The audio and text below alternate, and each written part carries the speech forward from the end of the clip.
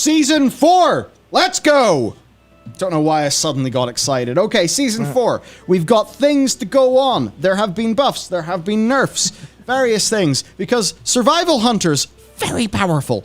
So the 4 piece has been reduced to 50%. From 20, and there's been a bunch of changing there. They've basically said that the 4-piece is still causing them to overperform in multi-target situations, so they're lowering the effectiveness, but they are making people single-target a little bit nicer. And yeah, that was the thing. To be honest, I don't even know what the 4-piece does. All I know is there was something to the effect of their AoE burst could just go absolutely giga insane. Big boom. Also, for Destro, Rain of Fire, nerfed 20%. The Infernal's Immolation Aura, which is, you know, what's helping the Infernal do its AoE, also reduced 20% because Destro has been excelling in multi-target. Well, look at this. So we've had some tuning here. I like how... And we have a thought box from Dakor. Yeah. But look what emoji he's put in.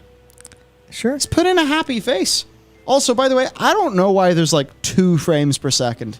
I mean, this is 100 frames per second for me, and that's a 60 frames per second card, capture card. Who the fuck knows? Anyway, what was he said? With how the majority of Season 4 dungeons are laid out, having less huge pools compared to Shadowlands, these survival changes may be a net gain for them, since they, struggled in single target.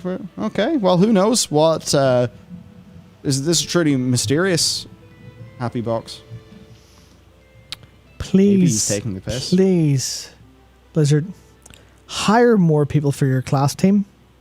Please, because this is truly, truly unreasonable. It is truly unreasonable to have a game that's a live game that people are paying money for every month, that you basically say, fuck it, it's done, next game. It's more or less the plan of just abandoning shit and having no concept of what you're doing. Just, oh, hang on a second. Oh no. We've built... I'm trying to think of how to put this nicely without being too inflammatory, right? But we've built fucking multiplicative systems, right? We built multiplicative percentages where it just spirals out of control literally by design. Because that's how they design things. That's how... I can't remember what it is. Is it the legendary or the talent? I think it's Reign of Chaos, the talent for Destro locks. It makes them summon more Infernals when the Infernals are active. Yeah. And that's what we call just fucking Crazy Town. That's massive variation. That's just, fuck it, here's all the damage in the universe if you get lucky. Cool as fuck. Yeah, it's cool as fuck. But it's literally broken. It's literally broken. It is potentially broken. It's potential to be kind of undertuned. But there's like, fuck it, here's all the randomness in the world. And it's fun, but, it's overperforming. Let's wait 400 years and then nerf them by 20%. Hello. Well, okay. Here we go. It's like, what the fuck? Do they not look at any other game in the market? What do almost every other game in the market do? Oh, that's overpowered. Nerfing it would be bad. Let's bring everyone up to stuff. They never do that because they went and made these auras to tune things, and then they're too fucking stupid to separate single target and AoE auras. Because you're sitting there going, well, we can't turn that aura up because then they're too strong in these scenarios, so we have to individually tune, meaning your aura tuning is fucking pointless. It's like you've designed the perfect tuning knob and then left it in the fucking bin. That's what it feels like. It is weird that those aren't used on a more regular basis. Because they haven't set them up correctly. Evidently. And it looks like they haven't done that with the talent trees either. No, I mean, the turnaround time in this is what? Fucking 7 years? Well, hang on a second. So these are hot fixes from the 8th of August. Yeah, when was the last That's a week in. When was the last Destro nerf? The last Destro nerf was planned a few weeks before Season 4, and then they said, the community said, hello, the rug, you're pulling it from under me. So then they decided to wait and to do those Destro nerfs for Season 4. So I'm assuming that those Destro nerfs already took place for Season 4, and this is a continued nerf that they have done after the first reset. So Sure hope that's the case. No, I think that is literally the case. Even the idea that they've, as Dakar was saying, they've made survival hunters stronger by nerfing them multi-target. But the dungeons are more single target now. That's interesting. Perhaps they are still seeing this impact the current dungeons, which is why they've because they've made these changes after seeing a week Yeah. of after seeing a week of the current season. Yeah.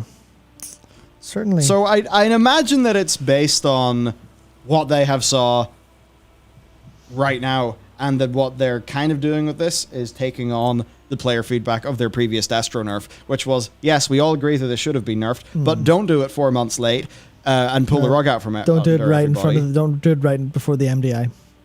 And also right in front of the MDI. Yeah. Whereas at least with this, like, it's a weekend. So if we keep on seeing these balance passes, that's good, right? If the balance patches actually do what they're supposed to do. Yes. Which I have to say I'm not particularly used to seeing. For whatever reason, I don't know why. I have a lot of theories why, I'm not quite sure. But certainly a little bit I really hope they actually pretend their game is balanced at some point in time. Well, in somewhat related news, Yeah. maybe this has something to do with some of the changes they've made. If you look at the top time mythic keys, let's have a look at these group comps. So we got 2 hunters, a hunter, and a warlock. Yeah. Only 1 hunter. A warlock. Oh, same group. Good on yous. Oh, hunter warlock, hunter warlock, hunter warlock, hunter warlock, warlock hunter, hunter hunter. I mean, It's Gingy. Hello, Gingy. you're only seeing Gingy now. He's been there in like 5 of them. Oh, he has been there in 5 like of them. four, sorry, yeah. DLDR. Yeah. Yeah, but you can't make balancing decisions based on the top percentile, Well, no, right? that is true, but yeah, you would and have to hope this that is- goes the whole way through. I don't think it To does an to a extent, degree. you would hope so. Like, Yeah. No, I'm also coming from the perspective that I cannot get fucking invited for anything as ret, because the idea is ret is shit, and they have here's 10% divine storm damage. What's the fucking harm? What's the harm? Here's 10% divine storm. Here's Well, Matt, frost mage has some. Yep. I'm glad you asked. Yep. So Oh, yeah, we here are we go. preparing Let's a go. big video on Mythic Plus. So Dakors went absolutely insane. It's great.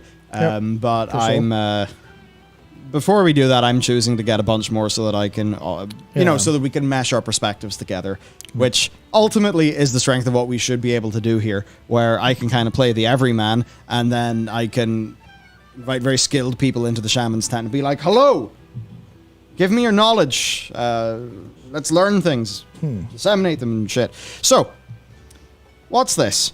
Sub-creation ranking each season. I'm assuming bigger number is worse, based Yes. on seeing Feral Druid.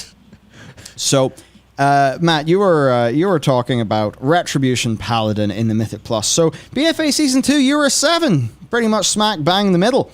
And then you're a 10, then a 9, then a 9, then an 11, then an 11. So it's one of the worst specs in the game for... Well, you in fact have a beautiful average here, Matt, of 9.5, meaning that you are historically the third least desirable. Now, it's funny for SV. You can see SV extremely undesirable until... I mean, wasn't it basically uncapped bomb damage or some shit like that? I don't think it was uncapped bomb, Not uncapped, bomb but damage, like- but it was something. And then also there's a little bit of like, it takes time for people to understand why this is happening. But I think it was also like a conduit strength above a certain there we thing go. was kind of going. Maybe it was just the tier. But that Now- wouldn't make sense. Oh, actually, no, hang on. If you, based on the Yeah, true. last 6 seasons of World of Warcraft, Yeah. want to generally do pretty well in a Mythic Plus context, Outlaw Rogue. Outlaw Rogue, pretty safe. So you see these averages, right? I think it's fascinating. You have an average of 2, which means like an average of like rank 2 and, the sort of most picked. Yeah. 2, 3, 3.3, Uncapped AoE, yep. 6.17, 6.17. You can see there is just this clear line Yeah. where it's like, I mean, we know why Outlaw, Windwalker, and Havoc all can be pretty damn nice in a just AoE forever scenario. I just think it's Blade Flurry, lol. Blade Flurry, Whirling Dragon Punch, and I-Beam. There you go. yeah. Now is this not considering I'm Disc Priest right now? This is would you look at that? This is actually interesting, and we were talking about the idea of independent single target and AoE tuning knob. This is something I heard Jack talking about, where Disc has this funny thing where if Disc is mega desirable in Raid, it almost can't be mega desirable in Mythic Plus, because Blizzard haven't exactly found a way that they can independently tune. Yep. You know, so that, like, it can be in a reasonable place in both, which I think is kind of interesting. And you can just see, I mean, Holy Paladin, strong throughout BFA, strong throughout Shadowlands. Yep, very strong there, yep. Holy Priest, of course, now extremely, extremely the pick thing. If we look at the tanks, you see it's a little bit better. Obviously, Brewmaster feeling pretty damn good for M+, which I think makes sense. What's it like for ranged? Not good. Wow. Yeah, to be fair, it's a little bit more flattened out, but there's some points at the end it's just a bit scuffed there. Like. And you can see that generally it's favoring melee because we're being waged towards Outlaw, Windwalker, and Havoc. Yeah, because melee has seen the least change, and also melee has the most kind of AoE weirdness potential attached to them. Because you look at you can immediately see the problems, right? You immediately see Outlaw Rogue, what's the problem? Blade Flurry. Blade Flurry is the problem. Just here's your single target damage. It's all on AoE, on demand. Not 100% uptime, but a high enough uptime, and that works perfectly for the specific scenario of M+. Which, if I'm going to be honest, right, that implies to me that they need to really fucking do something different with how they design Mythic Plus dungeons. Because if the same thing works reliably the whole time, it's just the most AoE damage you can do. Yes. Which means they need to over-leverage Tyrannical, remove Fortified, or change up pack patterns and damage profiles so they're more cases of two-target cleave, more cases of single target. And they're doing a little bit of that, but it's clearly not working because people just giga pull anyway. So it feels like there's a little bit of like a core design fundamentals problem here involved. Yeah. Which is certainly... It's interesting certain types, with how Mythic Plus is, being a...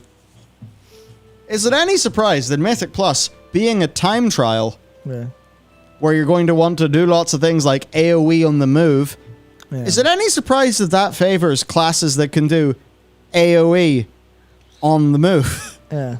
With really good utility. There's Fire Mage with explosive spread. That's a pretty high thing. There's Elisham with Earthquake resets all day long. Yeah. And the Storm Elemental build, which just means basically instant Chain Elemental stuff, and the Chain Lightning, and the... I can't remember what it's called, but the Storm Elemental AoE thing that kind of busted the place up. Yeah. So it's like there's definitely fundamental issues with like looking at that. I would hope they're looking at that and going, we should do something. And then someone goes, Dragonflight, you can't fix that. And they're like, fuck. Yeah, pretty much. Yeah, so check out Subcreation. Very good site. Very interesting data. Indeed.